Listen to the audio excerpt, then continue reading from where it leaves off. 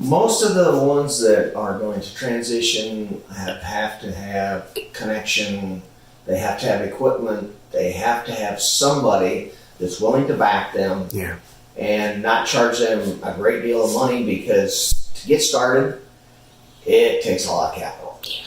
And I do have a son that's going to come back and farm with me. He's been working for AGCO as a test engineer, and he's going to be coming back in next April.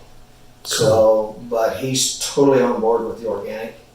He's seen what we've done, and we've got some ground that his grandmother owns, and he's going to buy it on contract. Well, the first thing we're going to do is plant alfalfa so that we can flip that ground to organic.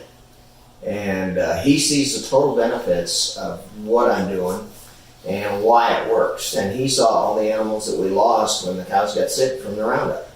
When we sprayed that crop, it got Fusarium bacteria colonized on that corn silage and earlage, and these animals just started dying. And we had a vet come and post them, and he says, "It's in your feed." And we said, "Well, I tested for nitrates." He said, "No, these are mycotoxins." I had no idea what mycotoxins was and what they can do. And where you go away from the chemicals and clean this ground up, the feed that you produce, the crops that you produce are so much better for both our animals and us. And he sees that connection. He went to the University of Nebraska. He said, "I went to the Monsanto school, saw how they was trying to convert us," and he said, "I just let it go in one ear and out the other. I knew what she was doing then made sense." And so he did not let them indoctrinate him.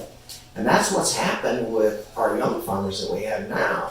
Most of them have a degree from one of the ag colleges. Who is the biggest sponsor of the ag colleges? Who puts more money in there? Of course.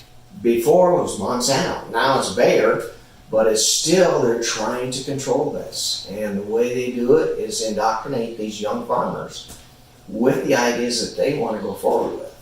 We've got to break that mold. And the only way we can do that is put our message out there that, hey, there is another way to farm.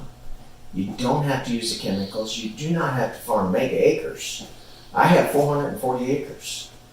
I make a very nice living off of that 440 acres by using the organic crops, and I have a niche market. And with my niche market, everybody else wants to sell the grain and make the income off of it. My grain is basically just a gravy. My niche market is the alfalfa, and I push my alfalfa, and I have clientele. I have enough members that I sell my alfalfa to that I have a waiting list to get rid of my alfalfa. And I have different ones that will take the lower quality, will take the higher quality, will take the intermediate quality, and I have a market for all of it.